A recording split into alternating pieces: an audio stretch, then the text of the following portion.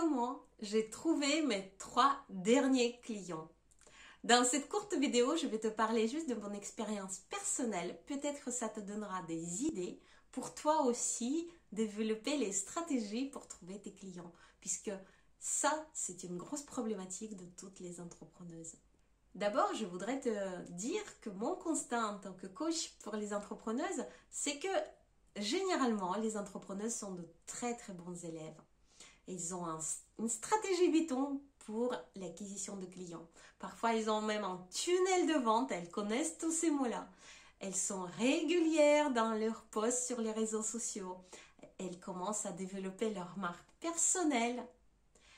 Il y a quelque chose peut-être juste qui cloche et ça, c'est mon secret.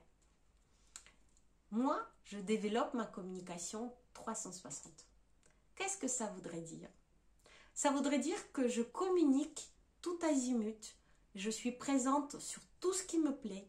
Et parfois, c'est pas très stratégique.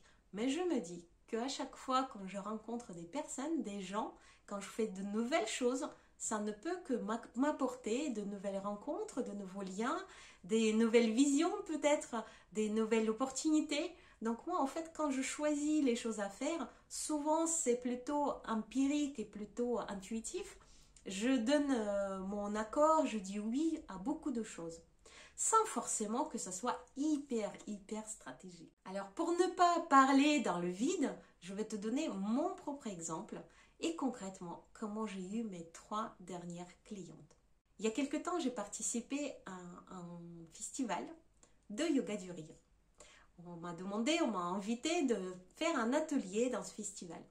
Et même si c'est pas quelque chose que je fais régulièrement, je suis effectivement animatrice de yoga du rire, mais c'est pas mon cœur de métier, c'est plutôt une méthode complémentaire que j'utilise dans mes coachings et dans les différentes animations de groupe. J'ai dit oui. C'était un challenge pour moi, je n'ai jamais fait d'atelier comme ça, et pourquoi pas.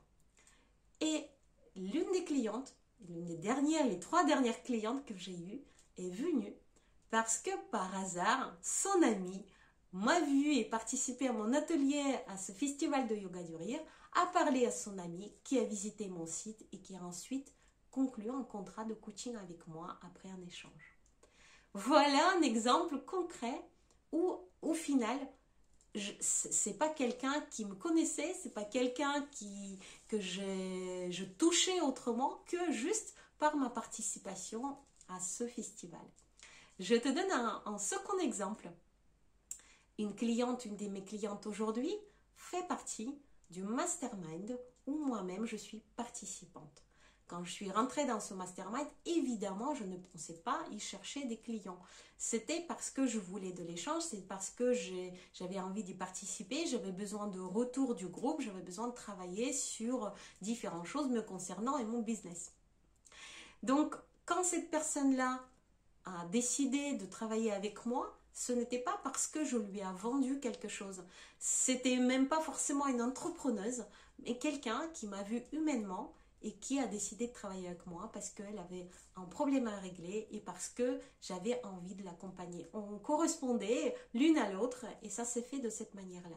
Donc encore une fois, c'était pas quelque chose où stratégiquement parlant, je vendu quelque chose ou je travaillais sur quelque chose. Et le troisième exemple, c'est un atelier que j'ai animé pour une association, gratuitement, un atelier pour les entrepreneuses, mais où je ne vendais rien.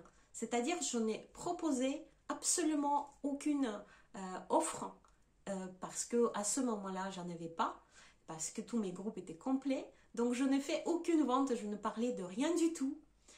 Et le lendemain, je me suis retrouvée avec cette personne qui a acheté plusieurs de mes offres que j'avais mis sur mon site. Donc en fait, sans les vendre, en faisant l'atelier vraiment sur un sujet important pour les entrepreneuses, j'ai finalement eu une cliente.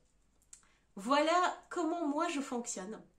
Je te conseille aussi de ne pas écouter les personnes qui disent que la stratégie, elle doit être au focus. Si surtout tu es zèbre, HP hypersensible, tu es multipotentiel, et probablement tes clients aussi le sont.